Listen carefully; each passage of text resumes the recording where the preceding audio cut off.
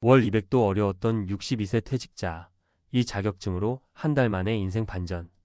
퇴직 후 막막한 현실 앞에 서다. 62세 퇴직 후 맞이한 현실은 생각보다 더 냉혹했다. 수십 년간 열심히 회사에 다니면서 그래도 난 괜찮겠지라고 생각했다. 노후 준비도 조금 해뒀고 연금도 있을 테니 크게 걱정할 필요 없다고 여겼다. 하지만 막상 회사를 나오고 보니 이야기가 달랐다. 연금? 생각보다 빠듯했다. 퇴직금? 주택대출 갚고 나니 남는 게 없었다. 새로운 일? 나이 때문에 면접조차 보기 어려웠다. 한 달에 200만 원이라도 벌면 다행인데 그마저도 쉽지 않았다. 젊을 때야 이직이든 부업이든 방법이 많았지만 60대에 접어들고 나니 선택지가 급격히 줄어들었다. 그렇다고 아무 일이나 할 수는 없었다. 몸도 예전 같지 않고 하고 싶지 않은 일까지 억지로 하다 보면 오히려 건강을 해칠 수 있었다. 그러다 문득 깨달았다. 내가 잘할 수 있는 걸 살려야 한다. 무작정 편의점 아르바이트나 경비 일을 구하는 게 아니라 자격증을 활용해 좀 더 안정적인 수입을 만들 수 있는 방법을 찾아야 했다. 은퇴 후 새로운 시작을 위한 자격증이 과연 무엇이 있을까? 고민 끝에 선택한 세 가지 자격증이 나를 살렸다. 1. 전기기능사. 퇴직 후 내 손으로 다시 일어섰다. 퇴직 전까지 관리직에 있었던 김성수 씨 62세. 그는 책상에 앉아 보고서를 작성하고 회의를 주재하는 것이 일이었다. 현장 업무와는 거리가 멀었다. 하지만 퇴직 후 구직을 시도하니 나이 때문에 사무직 일자리는 거의 없었다. 우연히 유튜브에서 전기기능사 자격증을 본 김 씨. 전기는 어디서나 필요하니까 이거면 일자리를 찾을 수 있지 않을까? 그는 3개월 동안 공부하고 자격증을 취득한 후 아파트 전기 안전관리직을 지원했다. 합격 후 월 250만 원을 벌고 있다.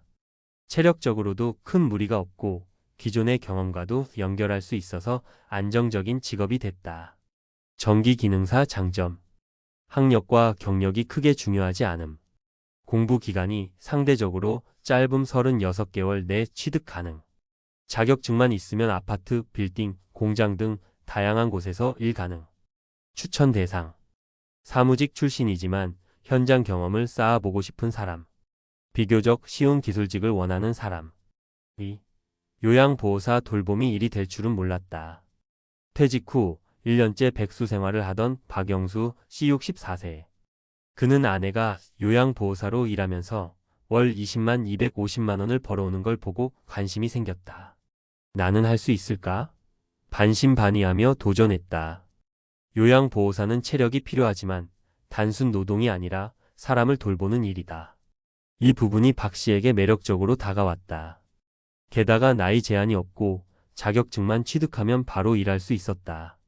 현재 그는 노인복지센터에서 주 5일 근무하며 월 220만 원을 벌고 있다. 덤으로 어르신들과 대화하며 얻는 보람도 크다. 요양보호사 장점. 단기간에 자격증 취득 가능. 23개월 내 가능. 정부 지원을 받을 수 있어 교육비 부담이 적음. 일자리 수요가 꾸준히 증가하고 있음. 추천 대상. 사람을 돕는 일에 관심이 있는 사람. 비교적 유연한 근무 환경을 원하는 사람. 3. 방수기능사. 집에서 기술 배우고 돈까지 벌었다. 퇴직 후 경제적으로 어려움을 겪던 이정환 씨 60세. 그는 인터넷에서 우연히 방수기능사 자격증을 알게 되었다. 건물 방수, 누수 공사는 기술만 있으면 수익이 꽤 괜찮다. 처음엔 반신반의했지만 그는 방수 기술을 배우고 현장 실습을 거쳐 자격증을 취득했다. 이후 동네에서 작은 일부터 시작했고 현재는 월 평균 300만 원을 벌고 있다. 방수기능사 장점. 비교적 빠르게 취득 가능. 3개월 이내. 초기 비용이 적게 들고 프리랜서로도 활동 가능. 소규모 공사로도 꾸준한 수입 가능. 추천 대상. 손으로 일하는 걸 좋아하는 사람. 기술을 익혀 직접 창업하고 싶은 사람. 퇴직 후 무엇을 해야 할까? 지금 당신이 55세든 60세든 65세든 늦지 않았다. 그저 막막하게 시간을 흘려보내는 것이 아니라 자신에게 맞는 자격증을 찾아 제대로 된 수입을 만들면 된다. 지금까지 소개한 3가지 자격증. 전기기능사, 요양보호사, 방수기능사는 초기 비용이 적고 배우기 쉬우며 은퇴 후에도 활용도가 높다는 공통점이 있다. 어떻게 시작할까? 자신의 강점과 원하는 일의 성격을 고려하자. 국가 자격증 사이트 q-net나 유튜브 등을 활용해 정보를 얻자. 적은 비용으로 배울 수 있는 기관을 찾아보자. 지금이 바로 도전할 순간이다. 늦었다고 생각할 때가 가장 빠른 법이다. 한 달 후 당신도 드디어 돈 벌 수 있게 됐다. 라고 말할 수 있을 것이다. 퇴직 후에도 안정적인 소득을 얻는 핵심 전략. 앞서 살펴본 세 가지 자격증정기 기능사, 요양보호사, 방수기능사의 은퇴 후 수입을 만드는 데 유용하다는 점을 설명했다. 그러나 자격증을 취득한다고 해서 무조건 안정적인 소득이 보장되는 것은 아니다. 이제 중요한 것은 어떻게 활용하느냐의 문제다. 1. 자격증을 취득했지만 일거리를 찾기 어렵다면? 많은 사람들이 자격증을 따고 나면 자동으로 일자리가 생길 거라고 생각한다. 하지만 현실은 다르다. 일자리를 구하려면 네트워크 형성, 시장 분석, 실전 경험이 중요하다. 논리적 근거. 경제학적으로 보면 고용 가능성은 자격증 경험 시장 수요의 조합으로 결정된다. 단순히 자격증을 땄다고 해서 곧바로 수요가 생기는 것이 아니라 실제 현장에서 경험을 쌓고 신뢰를 얻는 과정이 필수다. 해결책. 무료 혹은 저렴한 인턴십, 실습 기회 활용. 많은 기술 자격증 과정에서는 실습을 지원하는 경우가 많다. 이를 적극 활용하면 경험과 경력을 동시에 얻을 수 있다. SNS, 커뮤니티 활용. 요양보호사라면 지역 노인복지센터와 네트워크를 형성하고 방수기능사라면 네이버 카페나 유튜브를 통해 고객을 확보하는 방법도 있다. 기존 경험과 연결하기. 예를 들어 전기기능사를 딴 사람이 예전 직장에서 관리직이었다면 아파트 관리사무소와 연결해 계약직을 따내는 것도 가능하다. 2. 수명이 길어지면서 생애 직업이 변하고 있다. 과학적 근거. 하버드대 연구에 따르면 현대인의 평균 수명은 지속적으로 증가하고 있으며 65세 이후에도 최소 20년 이상 경제활동이 필요한 시대가 되었다. 과거에는 60세 은퇴 후 여생을 보내는 것이 일반적이었지만 이제는 퇴직 후 또 다른 직업을 갖는 것이 표준이 되고 있다. 그렇다면 어떤 전략이 필요할까? 포트폴리오 직업을 준비하라. 한 가지 직업만이 아니라 여러 가지 일을 조합해서 수입을 만드는 것이 중요하다. 예를 들어 요양보호사를 하면서 관련된 유튜브 채널을 운영하는 것도 한 방법이다. 일의 강도를 조절할 수 있는 직업을 선택하라. 70세까지도 무리 없이 할 수 있는 일을 선택하는 것이 핵심이다.